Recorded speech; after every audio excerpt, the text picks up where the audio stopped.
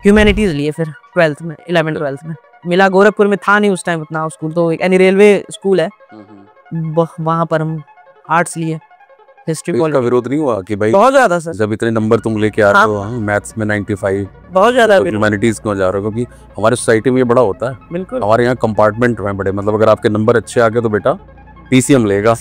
कई बार उससे पूछा भी नहीं जाता पीसीएम लेना चाहिए, पीसीएम की इच्छा है या नहीं है।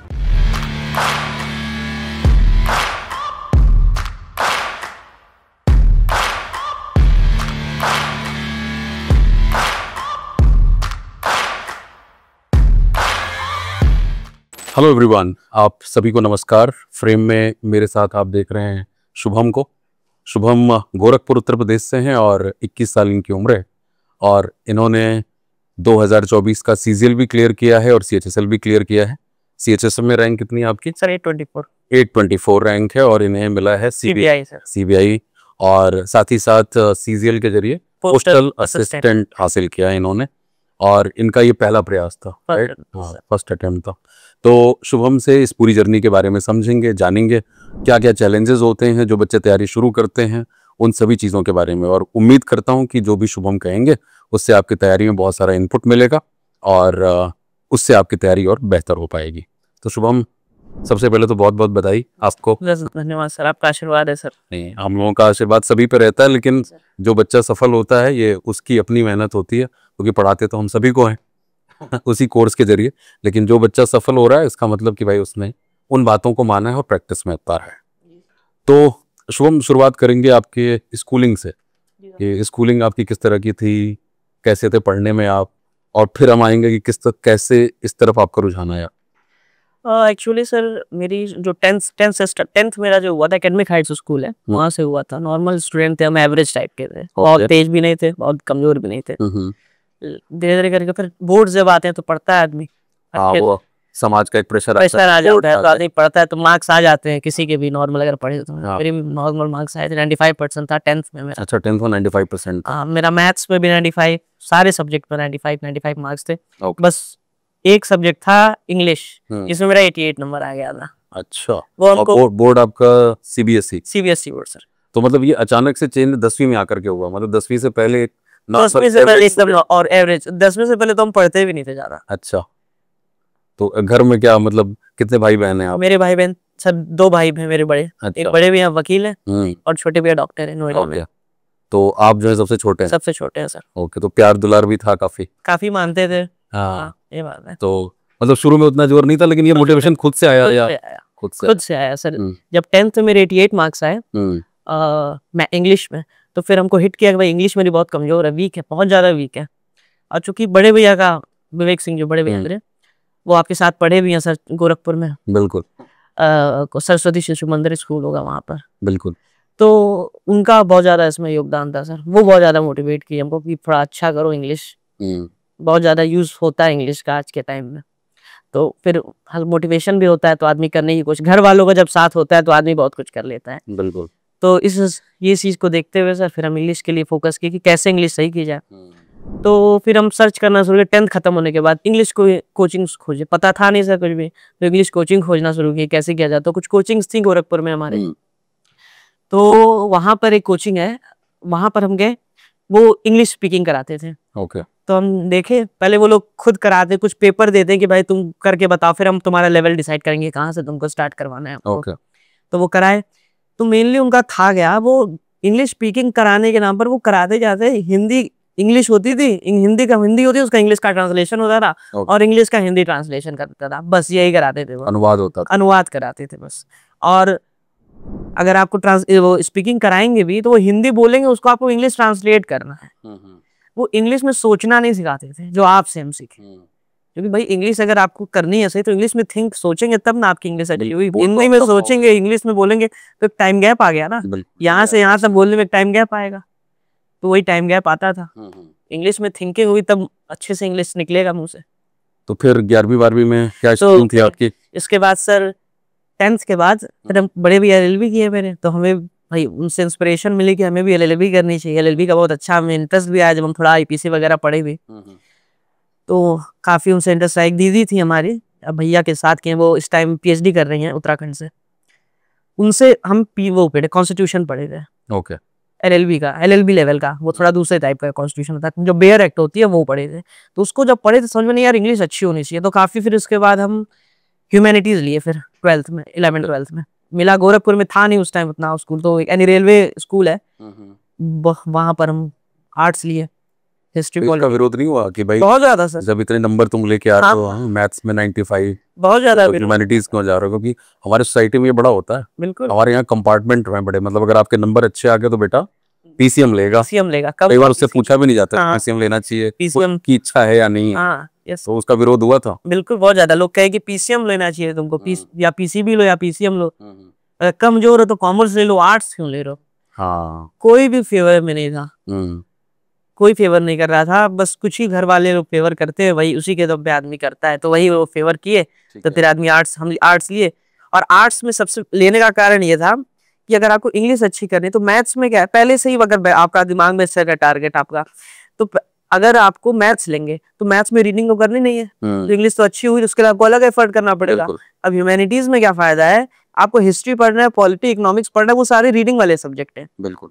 तो आप रीडिंग जब करेंगे, अभी आप 11th 12th की एनसीईआरटी की इतनी अच्छी लैंग्वेज है, यूपीएससी वाले उसको पढ़ते हैं, और जब शुरू से आदमी वो पढ़ेगा, स्टैंडर्ड इंग्लिश है उसकी, तो शुरू से आदमी स्टार्टिंग से अगर उसको पढ़ता है तो काफी अच्छी इंग्लिश हो जाती है। तो मतलब आपका जो लॉन्ग टर्म गोल था वो क्या यूपीएससी का गोल है, तो इसलिए आपने ये शिफ्टिंग करी? ये शिफ्टिंग की। तो इस बात से कन्विंस हो गए थे घर वाले? हाँ सर, भरोसा हो गया था कि यूपीएससी निकालेगा? जब मेरा 10th खत्म, 11 हम टीचर देख खोजे वगैरह नहीं मिले, तो मेरे बड़े भैया इलाहाबाद में रहते, तो वो बताया कि करियरविल करके एक ऐप है, उसको तुम डाउनलोड करो। अच्छा, तो करियरविल ऐप के बारे में कब पता लगा? सन कौन सा? 11th सर, 2019 में पता लगा था। मतलब करियरविल शुरू हुआ था? हाँ, स्टार्टिंग हुआ 2018 अक्टूबर में मेरा पहला बैच आया था। अच्छा, उसी के साथ करियरविल की शुरुआत हुई। अच्छा, हाँ, तो 19 में आपको पता लगा? हाँ, उस टाइम पता चला तो डाउनलोड किए।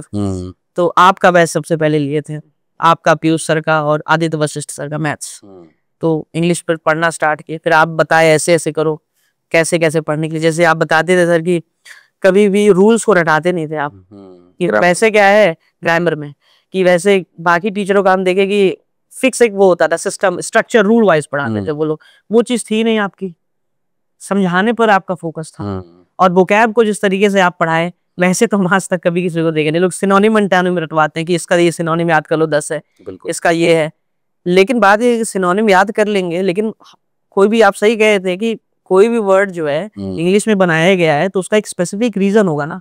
बिल्कुल, उसका एक हिस्ट्री होती है किसी भी वर्ड की, तो उसका एक अलग सेंस आता है।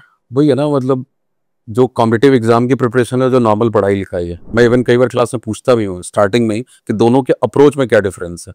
हाँ। तो अप्रोच वही है कि वहां पे स्कूल कॉलेज में रोट लर्निंग से हो जाएगा। हाँ। रट के शायद आप पेपर पास कर लें। हाँ। ये वाली तैयारी में समझने पे फोकस। जी बिल्कुल। तो और ये एप्टीट्यूड टेस्ट है, यहाँ पे आपको ऑप्शंस मिल रहे हैं, ABCD 4 ऑप्शंस है, तो कोई ना कोई एक मैथमेटिकल अप्रोच तो होगा जिसके जरिए आप करेक्ट ऑप्शन को चूज करोगे।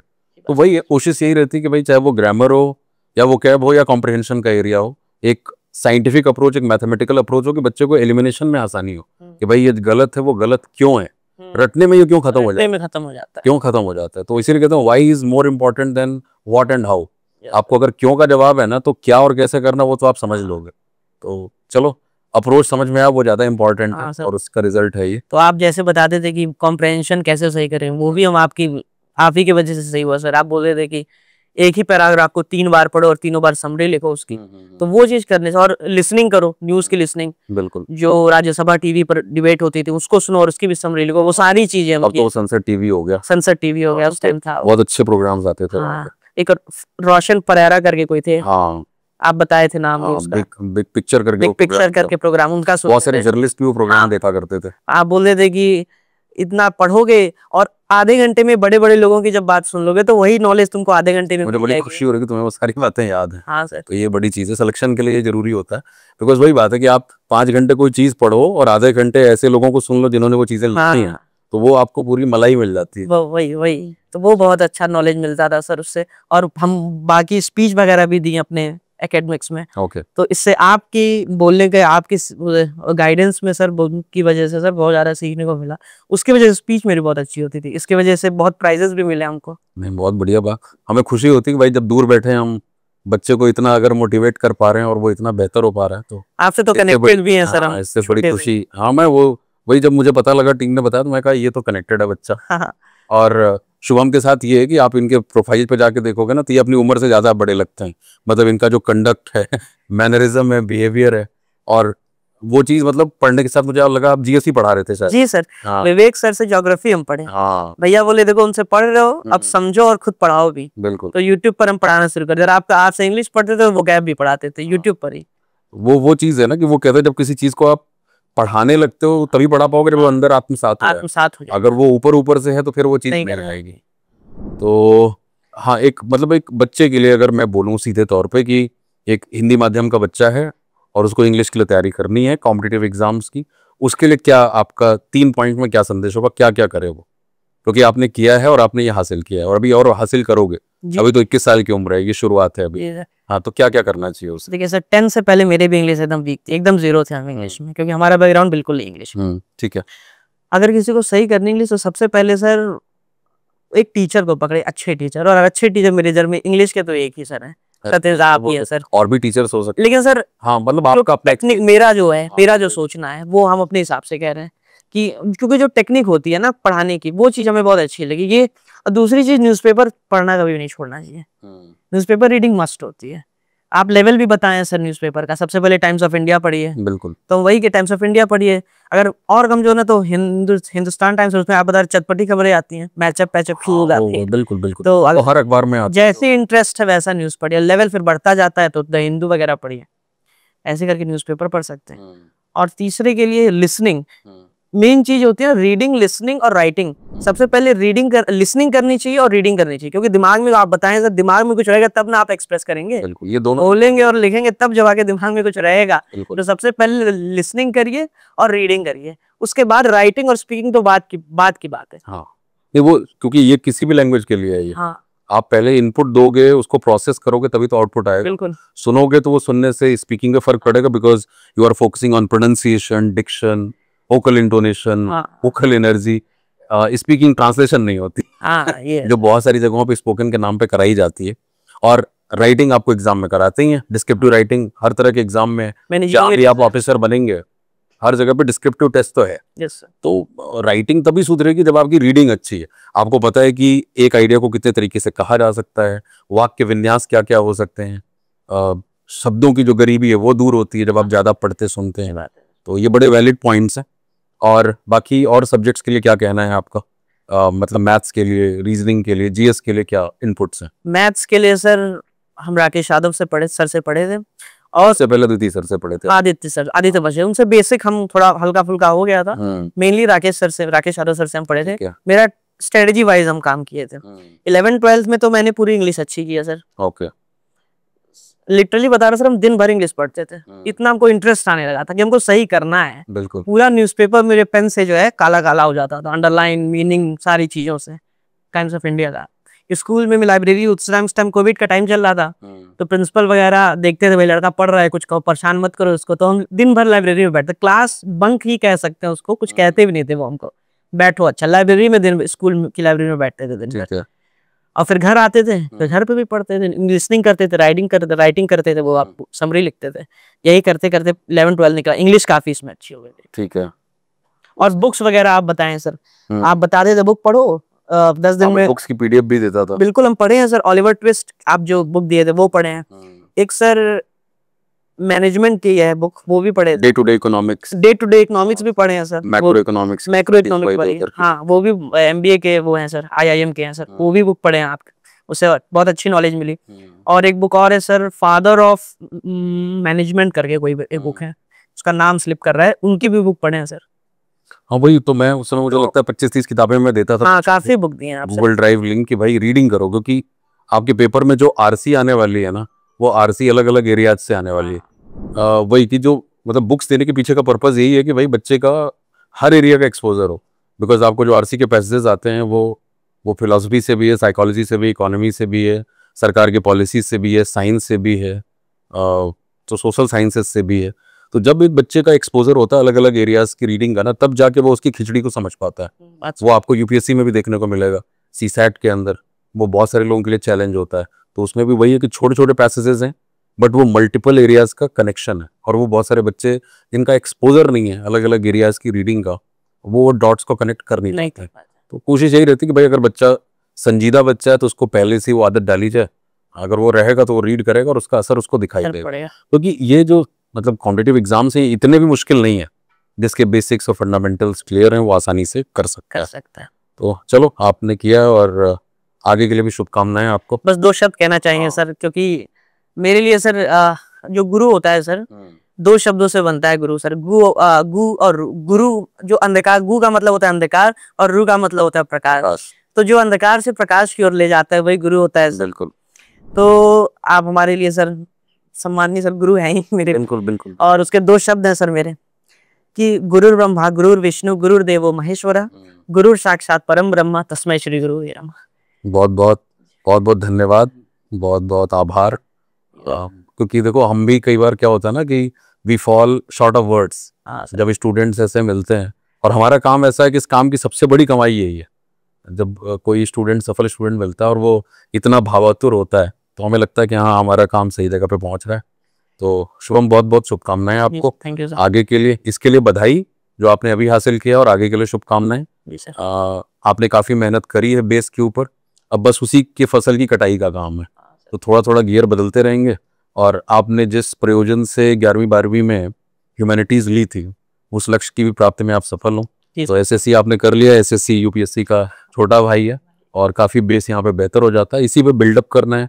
अभी आप 21 साल के हो, आपके पास समय भी है, और खासतौर से जो फोकस और डिसिप्लिन चाहिए वो आपके अंदर है। लगातार सीखने रहने की जो गुण है वो बहुत इंपॉर्टेंट है जो आपके अंदर है। तो ये सारी चीजें मुझे पूरा यकीन है कि आप बहुत जल्दी आईएएस ऑफिसर बनेंगे। आशीर्वाद है सर आपका, रहेगा हमेशा। तो मुझे लगता है कि शुभम के साथ ये जो बातचीत हुई है इसमें आपको अपनी तैयारी के इनपुट्स मिलेंगे, और इनपुट्स बहुत सिंपल होते हैं, कोई भी रॉकेट साइंस नहीं है।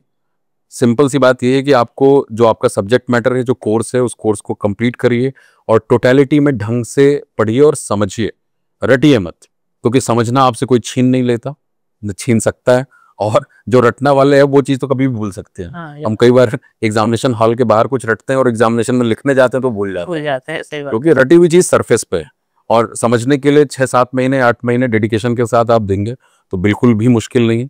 करियर वेल की पूरी टीम आपकी इस तैयारी के साथ है, सभी टीचर्स इस काम में बिल्कुल माहिर हैं, राइट। हम यही काम कर रहे हैं इतने सालों से, तो बस आपकी डेडिकेशन होनी चाहिए जिस तरह से शुभम की है कि मुझे चीज़ें सीखनी है सिस्टमेटिक तरीके से, उसके बाद उसको प्रैक्टिस में उतारना है, और फिर एग्जाम क्या चेक करता है कि आप एक प्रेशराइज सिचुएशन में जो आपका ज्ञान है उसका एप्लीकेशन कैसे करते हैं, और वो चीज़ डेफिनेटली प्रैक्टिस से आएगी। तो सिलेबस पूरा करो, ढंग से प्रैक्टिस करो, और फिर बिल्कुल मॉक टेस्ट इसीलिए हम देते हैं कि हम वही सिचुएशन सिमुलेट करें जो एग्जाम में। तो यही 3 स्टेप हैं, आप सभी भी आने वाले समय में बिल्कुल सफल होंगे। इन चीज़ों को फॉलो करें। बहुत बहुत धन्यवाद सेशन से जुड़ने के लिए और इसे देखने के लिए। Thank you.